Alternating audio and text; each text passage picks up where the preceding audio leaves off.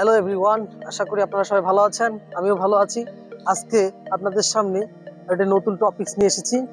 আজকে আমরা শিখব সি, ওয়াচ অ্যান্ড লুক এর ব্যবহার। কখন আমরা কিভাবে ব্যবহার করব।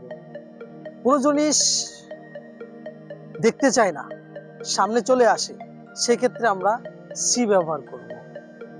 ওকে, আবারও বলতেছি, কোনো জিনিস আমরা দেখতে চাই না কিন্তু সামনে চলে আসে, সেক্ষেত্রে আমরা সি ব্যবহার করব।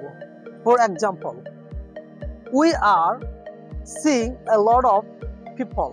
We are seeing a lot of people.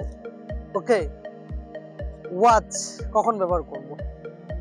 যখন কোনো জিনিস চলমান, গভীরভাবে আমরা সেটাকে দেখি, সেক্ষেত্রে আমরা ওয়াচ ব্যবহার করব। যেমন we are watching this video. আমরা এই ভিডিওটি দেখতেছি, তাই না? আবার লুক কখন ব্যবহার করব? যখন কোনো জিনিস থেমে আছে এবং আমরা তার দিকে সরাসরি তাকাই, থেমে থাকা অবস্থায় সরাসরি তাকাই, সেক্ষেত্রে আমরা লুক ব্যবহার করব। যেমন am looking at the car, am looking at the bike, it is. আশা করি ভিডিওটা আপনাদের ভালো লাগবে এবং অবশ্যই সাবস্ক্রাইব, লাইক, কমেন্ট করবেন। আর নিত্য নতুন ভিডিও পেতে অবশ্যই আমার পাশে থাকবেন, সাপোর্ট করবেন। ইনশাআল্লাহ, বাই।